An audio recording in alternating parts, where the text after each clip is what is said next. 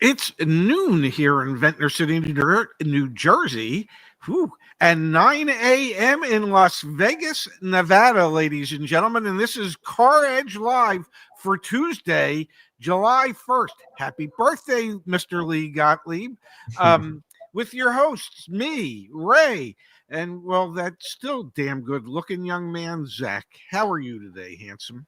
I'm doing fantastic. Happy July 1st. Birthday month for me. My birthday is July 22nd. Turning 30 this year, man. So that's going to be crazy in a couple of weeks. I cannot believe I'm back in Lost Wages, Nevada again. It feels like I've been here so many times this year. I have been. We're going to take a couple minutes later on in the show to talk about the sponsor of today's program, our friends over at Chapter. Before that, I need to remind everyone that CarEdge.com is the website my dad and I created 5.5, almost 6 years ago. If we can help you buy a car without the headache, let us do it back at CarEdge.com. And Pops, the team did extend our car buying and our insights and our car buying services promotion. So 20% off our CarEdge insights and car buying services for another few days here, extended through July 4th. For those of you that are unfamiliar, Insights is the product my dad and I built years ago and have continued to iterate on. That gives you the tools to go negotiate the best car deal possible. Take a peek at that back on caredge.com/insights. And then our car buying services,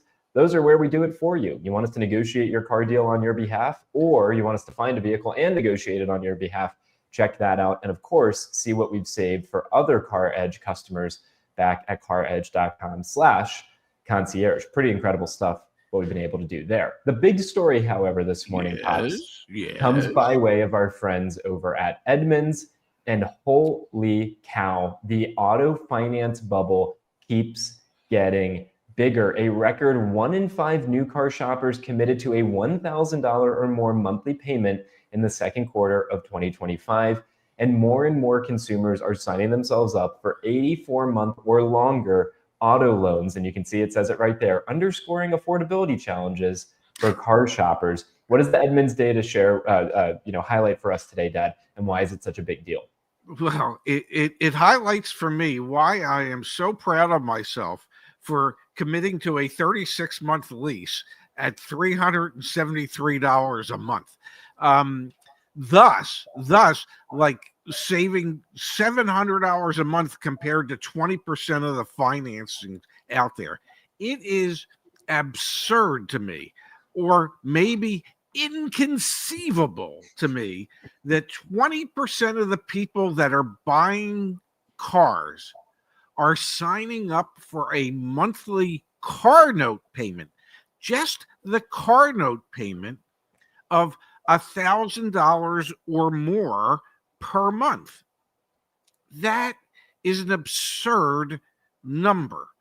I believe the mortgage payment on my first house was like $600 a month, not $1,000. I don't understand for the life of me how folks can justify that type of car payment in their mind. And then, Dad, to your point, that's just the car payment. Obviously, we're super passionate about the total cost of ownership. So for any vehicle that you're interested in purchasing, we have, just go to caredge.com/make/model/costs. So here you go. We're on Toyota RAV4. Just Google search this. And you can see your little pie chart of what your 5-year cost of ownership is going to be. There's the depreciation of the vehicle. There's insurance, which we need to spend some time talking about when it comes to cost of ownership. There's fuel, there's interest, which is what you're actually paying back on that auto loan. And then there's the maintenance and repair costs. And I think this chart helps really solidify that, Dad, you might have $1,000 a month car payment. You have more than $1,000 a month car payment because there's depreciation. No one thinks about that. There's your insurance premiums, which again, do your research on that. There's the fuel, there's the interest expense, there's maintenance. I mean, it is so expensive. And that's why I'm saying there's an even bigger bubble brewing, because the second line item in the Edmunds report is you have even more. So you have $1,000 a month payments hitting records, yes, and you have more and more buyers choosing to do 84-month financing. Those two things at the same time is bad. I mean, there's just no other way to say it. They're not good indicators. Well, no, they're not good indicators for the long-term health of the economy. and the long-term financial health of the borrowers. When you have to commit to an 84-month loan, that's 7 years, ladies and gentlemen. When you have to commit to a 7-year loan in order to have an affordable car payment, and let's face it, most cars have a 3-year, 36,000 mile bumper to bumper warranty and a 5-year, 60,000 mile powertrain warranty. You have guaranteed yourself a huge maintenance bill coming due in the 6th or 7th or 8th year of ownership. So it is, if you can barely afford the vehicle at 84 months, how are you ever going to have the money to take care of an unusually large expense that might happen with that? That's why bubble is the operative word this morning, Dad, because you can maybe justify to yourself today that $1,000 a month car payment. You're getting a brand new vehicle, kind of is what it is. The issue is if you sign up for an 84-month car note, which again, the Edmunds data is showing us that the largest number of people ever before are choosing to sign up for an 84-month car note. It's 22.4% of all new vehicle financing were 84 months or longer in the second quarter of 2025. That's up from 20.4% in the quarter earlier and 17.6% a year ago. So more and more people are choosing to justify it today, which again, I can even to a degree rationalize. That being said, when you're stuck with that payment, to your point, out of warranty in year 4, 5, 6, or 7, and you're still paying $1,000 a month, and your vehicle's value is nowhere near close to what you still owe on the loan, and you have a disastrous oh crap moment where you have to pay for some sort of maintenance or warrant or work that would have been covered by warranty but isn't. That's the bubble, man. Is all those people that are going to be in that situation a few years from now. And we're already seeing it to a degree with people who made these decisions a couple of years prior, who are now so upside down and underwater on their car loans. It's only going to get worse. And so if we can accept the reality that it's only going to get worse, at a certain point, you have to look at this seasonally annual adjusted sales rate for automobiles and understand that in the future, that number is not going to grow. Which, Dad, in the pre-tariff world, we were seeing pull ahead. So the seasonally adjusted annual run rate of vehicles sold was 17 million, 17.8 million. And then what happened in May? It dropped down to 15.6. What is the expectation for June? Edmunds came out and said it's going to be 15 million. You have this huge pullback in vehicle sales right now. This industry, we've talked about it forever ad nauseum. It shoots itself in the foot year in and year out. And this Edmunds data is damning to that end and conclusive to that end. Absolutely. It shows why auto sales really have remained almost stagnant or static over the last 50 years. 50 years ago, the population in this country was 200 million people, 180 million people, whatever it was. Today, it's 330 million people. Yet, on average, we're still selling the same number of new cars. You have more people that should be able to buy them that can't. And when you start putting people into 84-month loans, 96-month loans, we know of some banks that are offering 10-year notes, 120-month loans. What you are pretty much assuring yourself in the future is that sales will have to go down. These people who are doing this are not putting enough cash down so that they will be in an equity position anytime soon. Best guess on an 84-month note, maybe it's 68 or 70 months, 72 months, somewhere around there. What you owe should be equal to or slightly less than what the value of that vehicle is. People don't like to wait 6 years to get a new car. And it doesn't increase sales if you're asking your customers to have to wait 6 or 7 years. So at some point, either vehicle pricing has to come down, interest rates have to come down, whatever, to make it more affordable, or we just have to accept the fact that we have reached the peak of sales that we're ever going to see, and it's only going to go backwards from this point forward. Hence, robo-taxis, Lyft, Uber. Fewer and fewer Americans will own cars and own new cars. And we will become a society that no longer owns vehicles because, well, they just became unaffordable. I think you're spot on. And I want to dig into that more. I do want to remind everyone that back on CarEdge.com for free, you can add your vehicle to the CarEdge garage. To do that, you simply click on what's my car worth and add your vehicle. And when you do that, Dad, you can put in your loan information.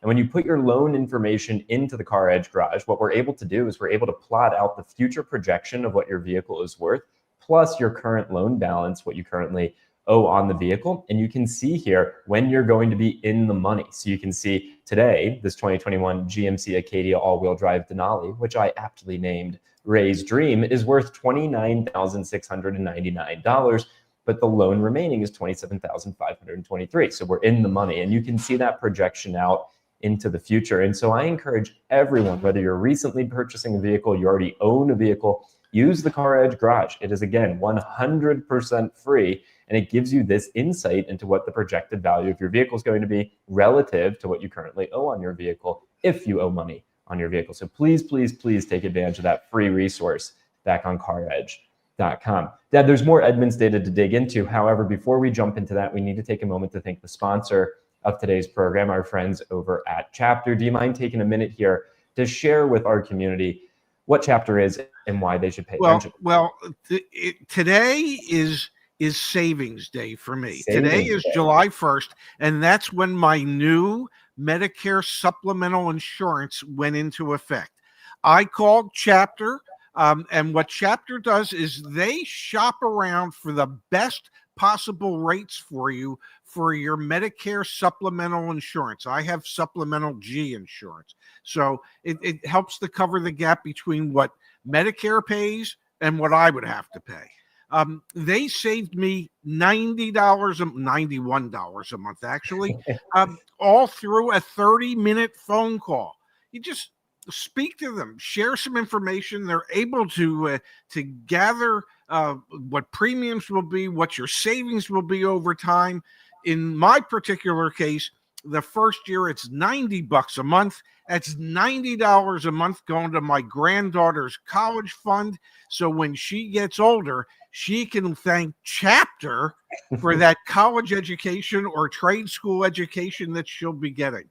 So if you want to find an easy way to figure out what the best Medicare supplemental insurance would be, call Chapter at 557-207-0445. That's 557-207-0445, or visit them on the web at askchapter.org/CarEdge.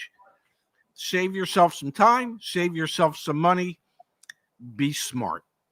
Thank you, Pops. Thank you, Chapter. So now back, Dad, let me get this banner off the screen, 557-207-0445. Thank you, Chapter. The other confounding aspect of this Edmunds data that tells me the bubble is getting bigger, you can see it's right there. Bigger loans are becoming the new normal. Shoppers are putting less money down. Let's just reread the first four bulleted items here, bold bulleted items here, and you tell me if I'm being a sensationalist. $1,000 or more monthly payments are reaching new highs. More buyers are opting for extended loan terms than ever before. Bigger loans are becoming the new normal. Shoppers are putting less money down.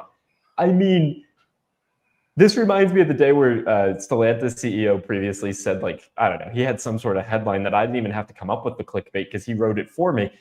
I'm not even coming up with anything today, Dad. These 4 bullet points shape what's going on in the U.S. car market today and how broken it is. And really the fact that consumers are putting even less money down, obviously that is why loan amounts can be even higher. it's just a slippery slope, man. And it seems like we're too far gone. Those 4 bolded headlines are a recipe for disaster. You are, if you looked in a cookbook and it said, hey, let's cook up a disaster. Well, the first ingredient would be getting people to agree to car loan amounts that are truly unaffordable.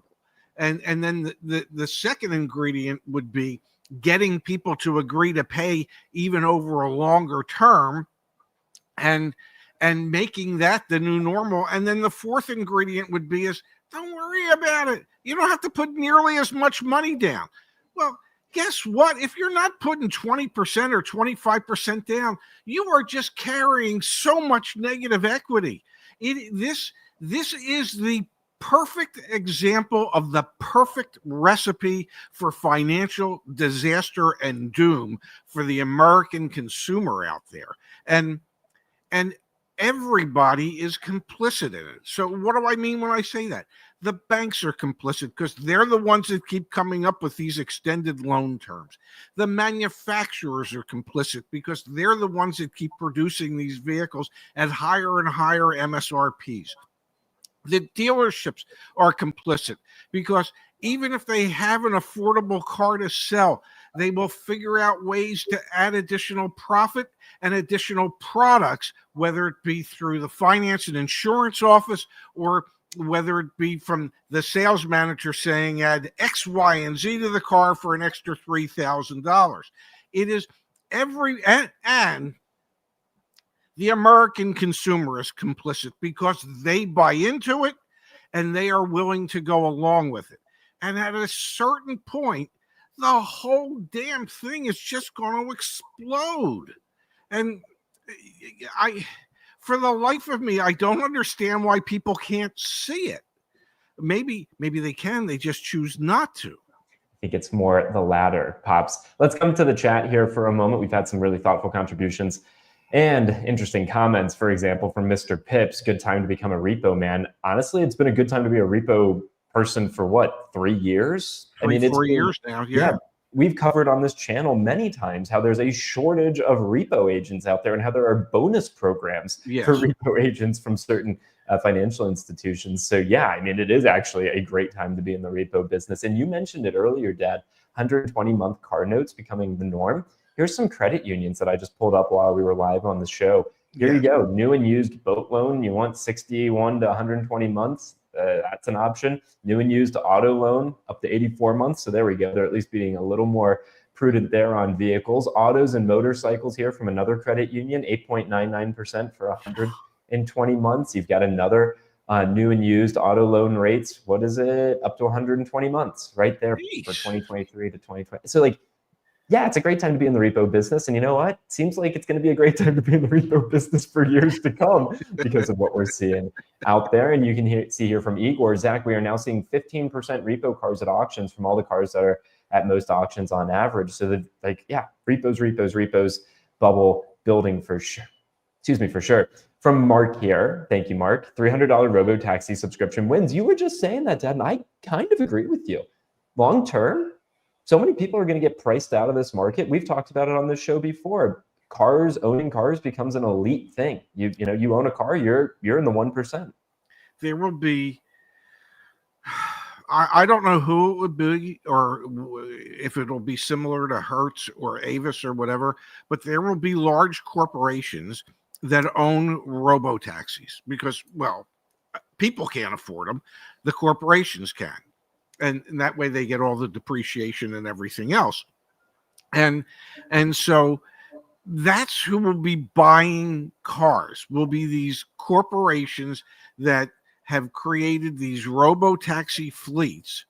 And you'll just, kind of like Lyft, kind of like Uber. The only difference is there won't be a driver in the car when it picks you up. Okay. So hopefully the robo-taxi knows to have the passenger front seat all the way forward so you can have all that leg room you've ever needed in the back. And hell, since there's no driver, you can have the driver's seat all the way forward. And let's face it, there will be no conversation. So everybody will still be on their phone. listening to their music or whatever it is that they do, but you won't own a car. You won't need to own. You can't afford to own a car. Let's keep they're going going here to see before to it that you won't own a car. Before this gets too dystopian. From Matthew. Good to see you, Matthew. Thank you for the kind contribution. Thank you, If only 14% of consumers can buy a new car, then the top 20% of those can probably pay the $1,000 a month. That's 2.8%, except those who got screwed. I think Matthew's right, and it kind of continues to build into what we're talking about here, which is owning a vehicle becomes more and more of an elite thing. That being said, Edmunds does provide some data on the used car market as well. So I will pull that up briefly. And then Chris, we're going to jump to your message in the chat. You can see here, 2025 Q2, the average loan term length for a used car loan is the same as it was last year and the same as it was the prior quarter, 69.7 months.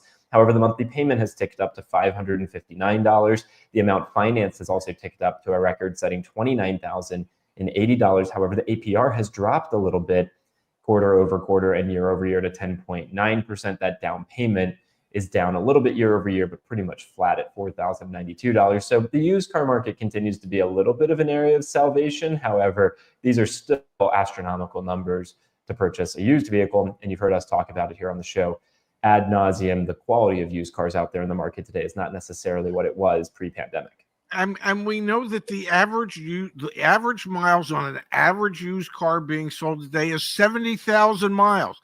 So people are buying a car with 70,000 miles on it and agreeing to finance it for 6 years. If the average amount of driving in this country is, I think it's around 13,000 miles a year, call it 12,000 miles a year. So the car they buy has 70,000 miles on it. In 6 years, an average driving at 12,000 miles a year, that car is going to have 142,000 miles on it. You think there'll be a big expense for a major repair between 70 and 142,000 miles while you still have your $559 a month car payment on that vehicle? I'm pretty sure there will be. And so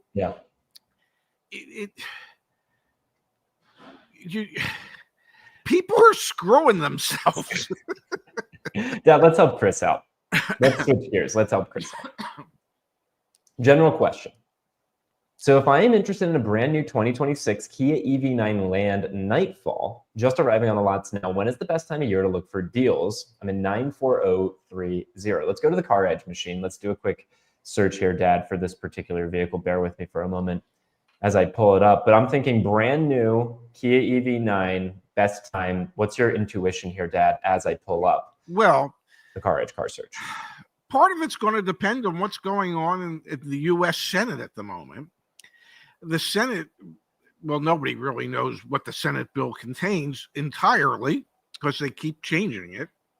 But one of the provisions in the Senate bill is to end EV tax credits September 30th. So there's $7,500 that's going away if this bill passes. That's going away September 30th. So I don't know, maybe between now and then, because I just maybe Kia will eat the $7,500 and lower the price, but I kind of sort of doubt it. So I don't know. I sooner rather than later, I'm thinking. It's interesting though, Dad, because there are only 233. We've got Kia EV9, and I can come down here. Let's look at the trim here. So what was that? That was Land, correct? The Land Nightfall. Yeah, so I'll pull in Land. We've got 40 of them within 50 miles of that zip code, Chris. So I hear my dad loud and clear about the EV tax credit. But I also think, Dad, these $70,000 Kia EV9s, they're just landing. Like, I would let them sit for a little while, see if they move, and then make a move maybe in the throes of the summer slowdown. So before September 30th, obviously. But I don't know, somewhere in August, I could be calling up these dealers after they've been sitting there for a little while and saying, okay, let's make a deal. That's my intuition, at least, is to wait until the summer slowdown hits a little bit harder and maybe some of these vehicles sit for a while. Well, we know for a fact that Kia sales were down in June, over June of 2024. So we know their sales were off. Will they continue to be off moving forward? My guess is, because I think we're really entering a time where we can see through the affordability issue that fewer and fewer people will be in the marketplace for vehicles. At 70 some $1,000, this is not a this is not an inexpensive vehicle. If you were to buy it, my goodness gracious, I mean, here's a prime example of somebody that would have a payment in excess of $1,000 a month. Will they have lease deals to compensate for it? Because as you and I have said, when it comes to an EV, you don't really want to buy them at the moment. You want to lease them because the amount of depreciation that EVs are experiencing are higher than any other vehicle type out there. So, cars are an expense. Some would refer to them as a depreciating asset. There is no faster depreciating automotive asset than an EV. And Dad, just to provide some more context to Chris, so I clicked in to one of these vehicles, yes. This one in particular. A couple things to highlight. Obviously, MSRP, dealer invoice price, target discount range. I'm going to scroll down as well to recent CarEdge customer deals. And you can see here, this is New Jersey, so this is not California. Yes. But $11,000 off of MSRP, incling, obviously, the $7,500. Yeah. So, but that was for a 2025, not a 2026. And you can see here from Jerry, this is for a Hyundai, a 2026 Hyundai Ioniq 9. $2,000 discount plus $12,000 lease cash at buy rate on the money factor. It was better lease than the EV9. So there are options out there, opportunities out there right now. Again, I'm thinking let it sit a little while. And to your point, Dad, on the monthly payment, I mean, $1,500 a month, and that's with a, 8% interest rate, which feels reasonable considering today's market. Obviously, we've got cost of ownership data here as well. And if you went to an 84-month loan, what would that payment be? Because that was at a 60-month loan. 84 months, $1,154, still over $1,000 a month. And then, Dad, I will call out, we have the incentives down here as well. So there is 1.9% financing right now for 36 months if you qualify, 4.39% on the lease, which is 0.00183 as a money factor. So also it's a good information back there, Chris, but I'm still holding out, letting it sit for a minute before I make a move. Hopefully that's helpful for you. And then Justin here, appreciate you, Justin. Chris, feel free to email me, justin@caredge.com for EV9 help. Thanks for the contribution. Love that. Appreciate you, Justin, jumping in there to help. Look at the team. Look at the team just jumping right in, ready to help. Yeah, it's awesome. It's incredible what we got here. Yes. It's really, really good. Yes.